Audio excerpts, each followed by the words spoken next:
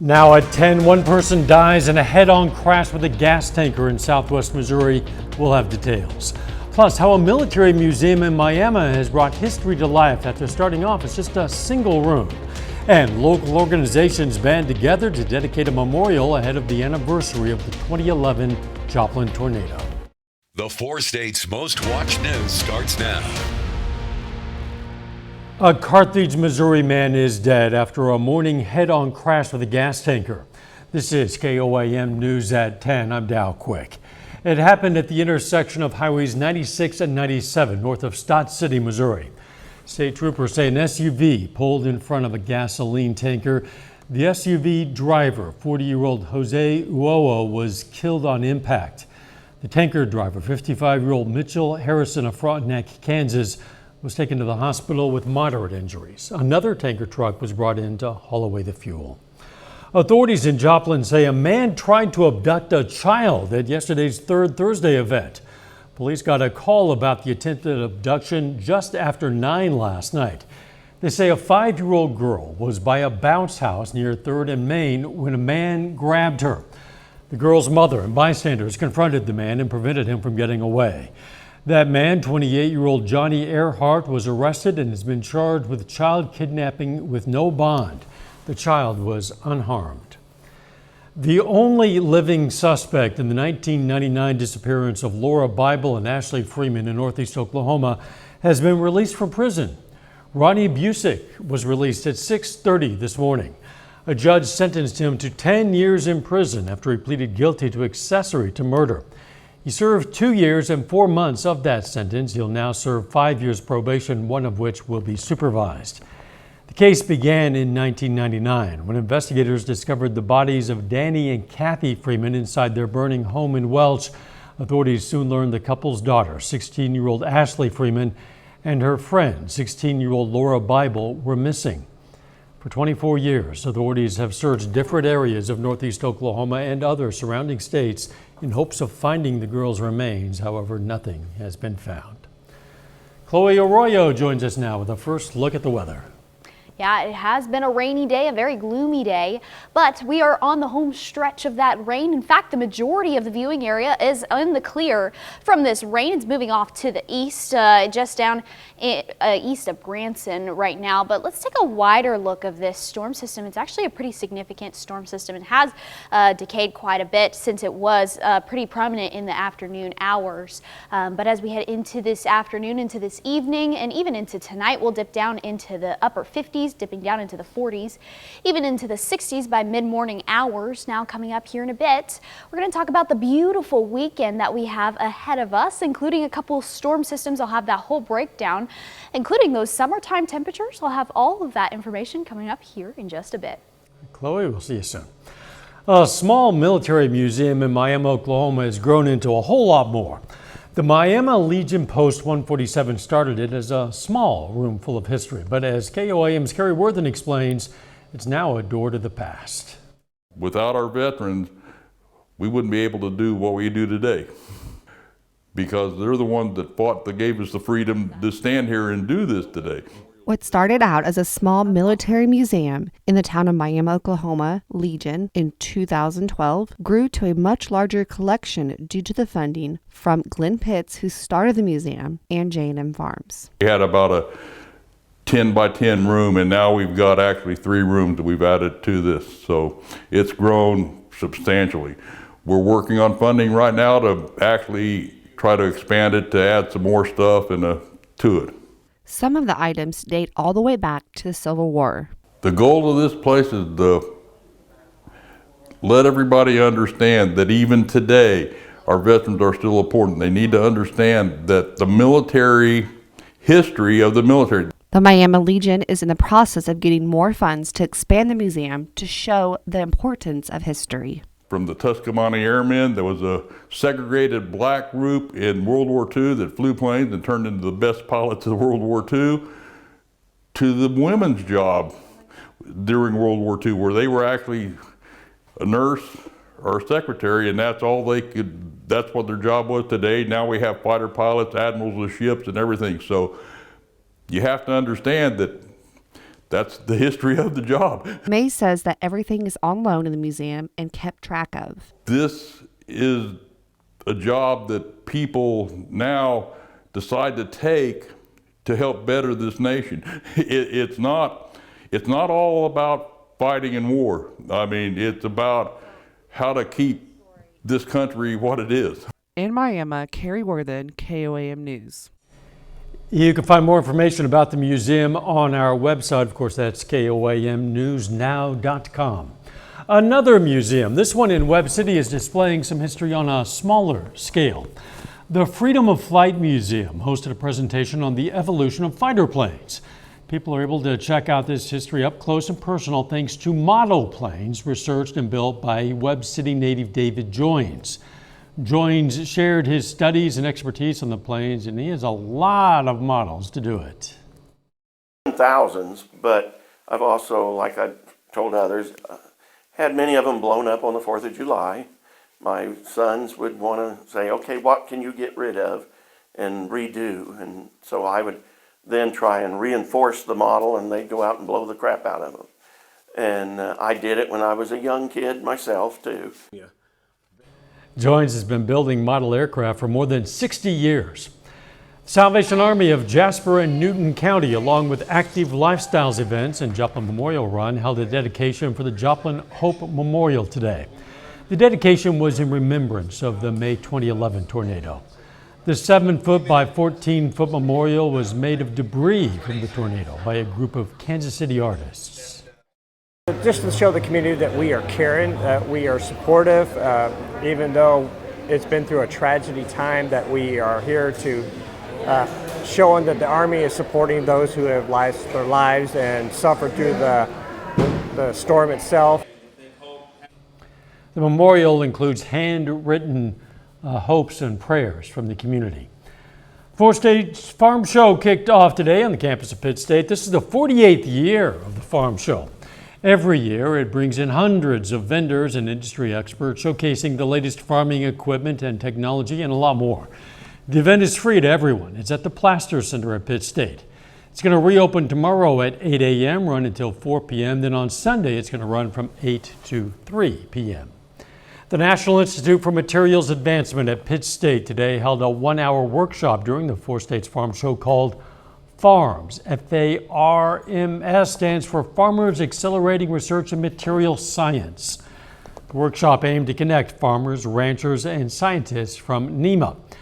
Scientists hope to gather valuable insights into agricultural challenges that can be effectively tackled through advances in polymers and plastics. Polymers are just plastics, and so if we can find a solution on how to use a bio-based polymer using recyclable ag products, that would be one. Or maybe we have a lot of plastic totes or a lot of hay netting that's plastic. Can we recycle those into the environment? The workshop is going to run through Sunday. The Newton and McDonald County Cattlemen's Association and Harry S. Truman Coordinator Council today hosted a forum on the Environmental Protection Agency's 503 rule on biosolids. Biosolids are a product of the wastewater treatment process where liquids are separated from solids. One use for them in agriculture. The EPA says they can be used to provide nutrients, improve soil structure, and provide water reuse. The terms biosolids and sewage sludge are often used interchangeably. You don't hear about it because we, broadly speaking, we don't call it sewage sludge. We call it biosolids because that sounds better. Nobody really wants to hear about the word sewage, but it's sewage sludge. The EPA's 503 rule states requirements for the use of or disposal of biosolids are when they're applied to land or conditioned soil or fertilized crops or disposed of in other ways. Coming up, debt limit talks are at a standstill as the U.S. approaches the June 1st deadline for a governmental default. We're going to have the details on the negotiations. Plus, the Air National Guardsman accused of leaking classified documents is back today in federal court. The White House is weighing in from Japan on the negotiations of the nation's debt ceiling, which are set to go late into the night after hitting an impasse earlier today. The Treasury Secretary Janet Yellen has warned the U.S. could default on its bills as soon as June 1st. Reporter Willie James Inman has more from Washington. Hi, everybody. Good morning. White House Press Secretary Karine Jean-Pierre held a briefing in Japan as talks in Washington over raising the debt limit stalled and then resumed a few hours later. We have serious differences, and this is going to continue to be a difficult conversation. That's not lost on us. But the president's team is going to continue to work hard towards a reasonable bipartisan solution. It's just unreasonable. Earlier, Republicans walked out of the negotiations as budget issues remain a sticking point. We've got to get movement by the White House. In exchange for raising the nation's borrowing limit, House Republicans want to impose caps that amount to a 13% cut in government spending. We have to spend less than we spent the year before. It's pretty easy. Some Democrats are urging President Biden to consider using the 14th Amendment to go around Republicans. Using this authority would allow the president and the United States to continue to pay its bills on time and without delay, as the United States Constitution requires. President Biden will return from Japan on Sunday, cutting his international trip short because of the debt ceiling talks. Willie James Inman, CBS News, Washington. Republicans want steep spending cuts aside from defense and veterans programs. Democrats say that would greatly affect many other federal programs. The Air National Guardsman accused of leaking classified documents on social media is going to remain behind bars for now. A federal judge ruled that Jack Teixeira will stay in jail until his trial. Prosecutors argue Teixeira poses a continued threat to national security. Authorities arrested the 21-year-old from Massachusetts last month. He's facing charges under the Espionage Act for possessing classified material and sharing it with others online. He has not yet entered a plea. A little later, a historical mining landmark in southeast Kansas is celebrating 60 years since it started operating.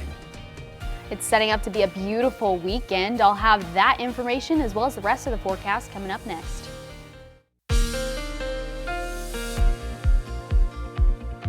Well, you never know what you're going to get in the Central Plains, and today was a prime example of that with those cooler temperatures as well as that gloomy weather. Let's take a look at our Indigo Sky Casino and Resort just west of Seneca, Missouri. Got some remnants of that rainfall that we had all day left over in the parking lot here. Roads are still beginning to dry up from the amount of rain that we saw, and our air temperatures are also being impacted by that. Temperatures hanging around in the mid to lower 50s, 54 for Pittsburgh. Lamar at 54 as well. Nevada up there at 53, so pretty consistent, but a little chilly and a slight breeze along with that. So if you're out and about, you're going to bring that light jacket along with you. I sure hope so. So we've got a little bit of precipitation off to our east, down in Missouri, just east of Branson, and down extending into Arkansas. And taking a wider look at this is a pretty significant storm system that we had. Now we only saw the rain of that, but as you head a little further south, you can see the remnants of the severe storms that we saw down in Oklahoma as well as Arkansas, extending down into Louisiana and Texas as well. Now that has since decayed quite a bit since this afternoon, but they saw quite a bit of severe weather this afternoon. So luckily we didn't see that severe weather, but we saw a lot of rain along with that, which cooled us down for a hot minute.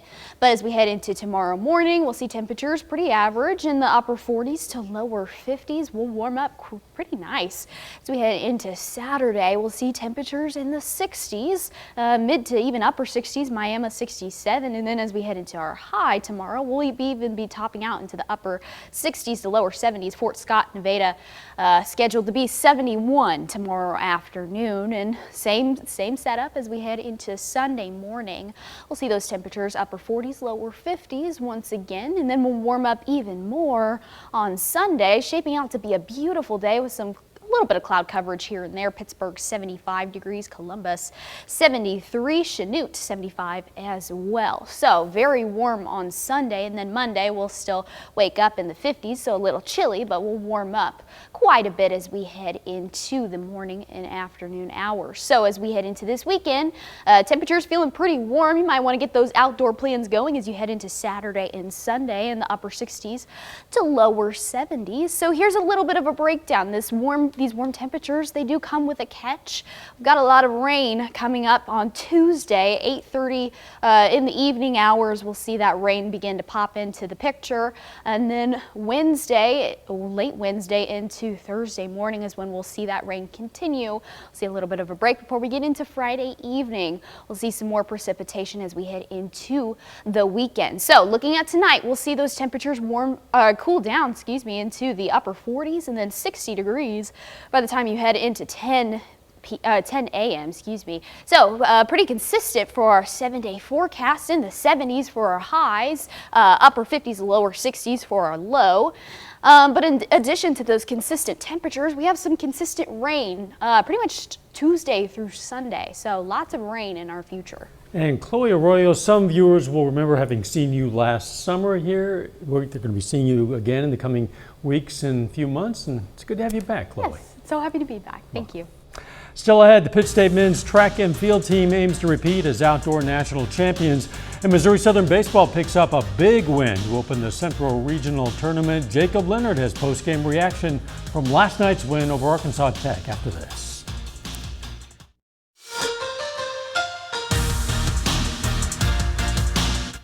The Missouri Southern baseball team is hosting a regional tournament this week for the first time in 31 years. Last night, the Lions won their tournament opener in Joplin, beating Arkansas Tech 4-3. In that game last night, Southern pitched 2 guys. Both of them were great. Cole Woods got the start on the mound, went 6 2/3, allowing just 6 hits, striking out 8. Leif Holtein closed it out, throwing the final 2 1/3.